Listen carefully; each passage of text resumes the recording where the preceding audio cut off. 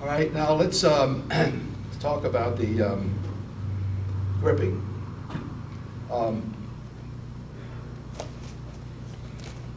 When we train, excuse me, we normally teach a lapel and a sleeve. Okay, now one hand is a lifting hand, the driving hand, okay, and the other hand is a pulling hand. Now, you know, we're wearing these judo gi, and they're pretty loose material. So you want to take out the slack.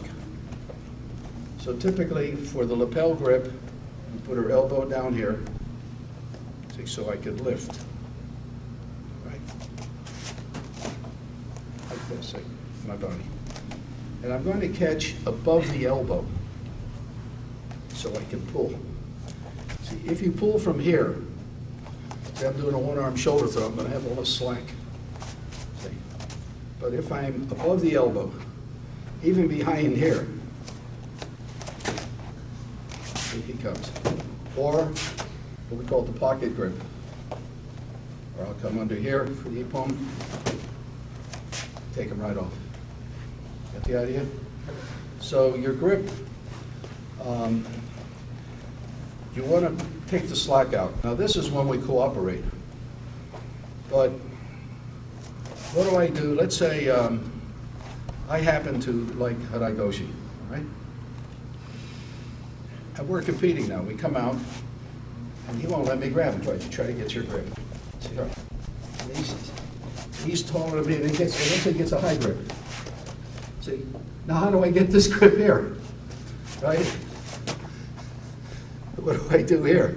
Say, Mommy, he won't let me get my grip? Or have the referee penalize him because he won't let me be a good boy? Okay. So what I do is, I see the way he is, and I say, well, his weakest is taking this arm off the shoulder. See? I can't do it this way. So I'm just fitting in. This is like that. I can catch it here, or I can catch right here. He gives me, say, he's real strong here, and I just pump. Oh, see, right off. See, and just with this hand alone, now my body's right in position here. See, to do the haragoshi, the sweep. Got the idea? So you look at your opponent, and how do I throw the person? Now the reason this is not too difficult, because we're trying to get the opponent to be off balance.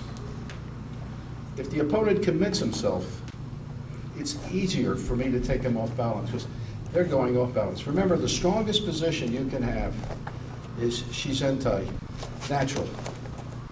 When he reaches up here, way up here like this, he's not in a natural position, is he? See? Get the idea? But you have to, in a way, figure it out for yourself. There's not a textbook. Number one, number two, do this and that. All right? So you have your opponent. So he does that. And that's one situation. If he's down low here, I catch here, I can break his elbow. Let's say for Osotogari. I like to do Osoto, and the guy's got me here. So I pull him this way, I break his elbow, see, and I'm back in. I'm in. See what I'm doing?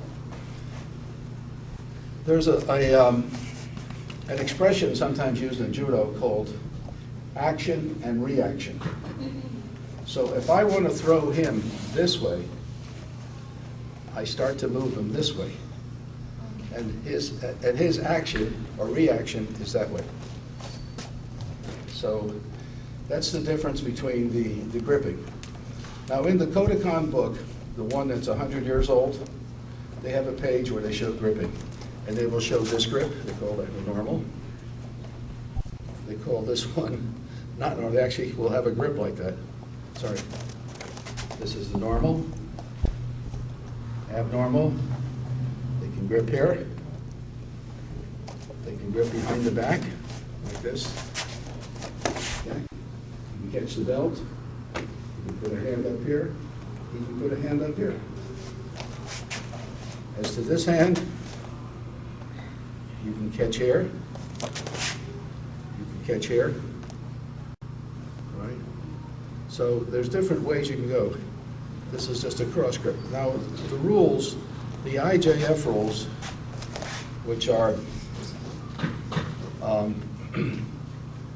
will give you a penalty if you have what they call an abnormal grip for over 5 seconds without attacking. So you can grip any place, because you're going to attack wherever you are. So I don't think it makes a big thing. But you don't want to be walking around, in other words, they don't want you doing this here, like that. Okay? If you grab them here, make it a point and go for it. Now, if you can, every time you attack, if you can break the opponent's balance, that's good. That's almost like a point. But if you attack and nothing happens, you've done nothing. And you've actually put yourself in a position to get thrown. Okay?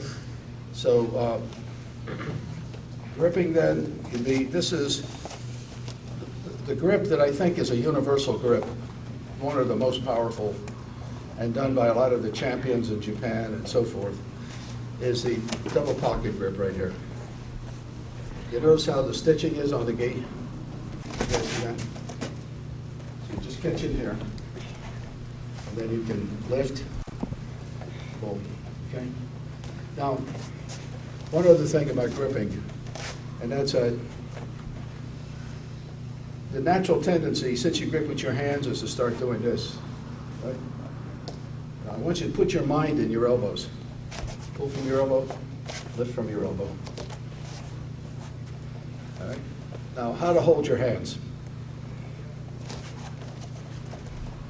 Hold them in front of you, your shoulders. Turn your wrist this way. See how where do your elbows go? Into your side, don't they? All right, I'm going to give you a little experiment. Put your right hand under your left, but let this hand curved. Try to hold. Watch how easy that is to pull that out. So you see you can get it out. Now, what I want you to do is this. Turn your hand like that. Open your chest. I'll try to pull the hand out. It locks, doesn't it?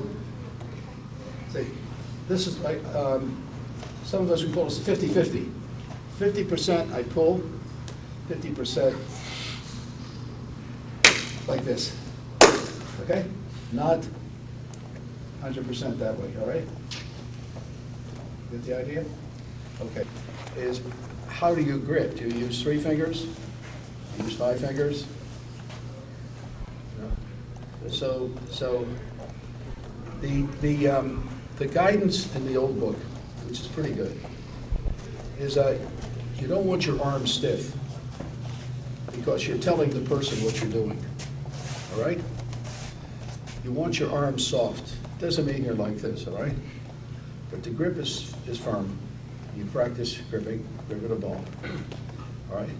And then, so that when you come in, you're unbalancing them, but you're not like, hey, I'm going to do this to you, all right? This is the worst thing you can do. And also, if your opponent does this to you, it's to your benefit. It's easier to throw somebody with stiff arms. Okay? All right, now, it depends on the throw, but one of the ways I think is strongest is a 5-finger grip. 5 fingers is stronger than 3 fingers. I know initially I was taught these 3 fingers, and they're the ones that do a lot of the power. I have little knots here from gripping keys here. But 5 fingers, the reason is that we're doing a lot of pulling. You know, we're trying to pull an arm off here. I'm trying to pull an elbow in to do osotogari. Well, you don't get to pull. I mean, so imagine you're trying to pull a rope or something. Wouldn't it be stronger if you had your whole hand? Right? So 5 fingers is very strong. 3 fingers is fine. You can control it. Some people say go loose. That works too. Everything works, by the way. One other thing I'll show you, it's a little trick I learned from one of the greatest mat work teachers I ever met. His name was Oda years ago. Walking hands. Now, let me just show you something here for a minute. See, when we come out, right, what I'm going to do is, instead of me like getting a grip, or I can let him get a grip, is I take whatever I can get. Don't start, I got to go here. If I do this here, boom, he throws me, one arm shoulder throw, right? So he's here, I take a grip. But then I can't usually throw from here. So then I will walk up his arm. See if you can see this, right? Now let me show you what I'm going to do here, so you can see this a little closer, but don't block the camera yet. I'll do it from here first. I take this hand, and I take my thumb, and try it on your own gait. Take your thumb, make a fold. Now, okay, see how strong this is? See, if you just grab like this, you can pull up. Okay, just an ordinary grab, you can pull up. But if you can, an ordinary grab, you can pull out. But if you tuck and fold, it is stronger. Now, I want my hand up here, so I go like this. Tuck and fold. Try it on your gait. Can you do that? Just walk up. When you go to sleep at night, take your blanket.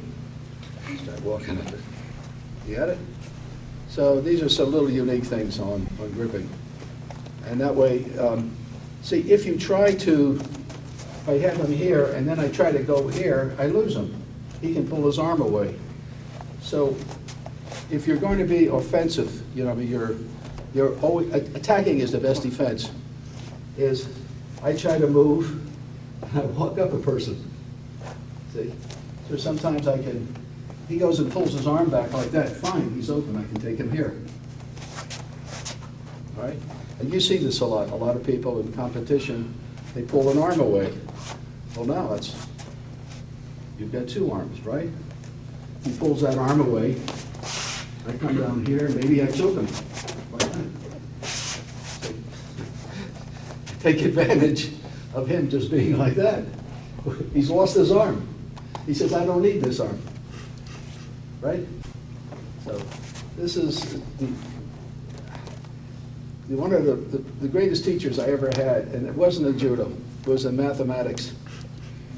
He would scream at me, Mr. Sharp, think, reason. And he'd write on the blackboard, think, reason, and I'd go back to my seat. He was always good at helping me on whatever I couldn't solve, but then he would scream, think and reason. The same thing in judo, all right?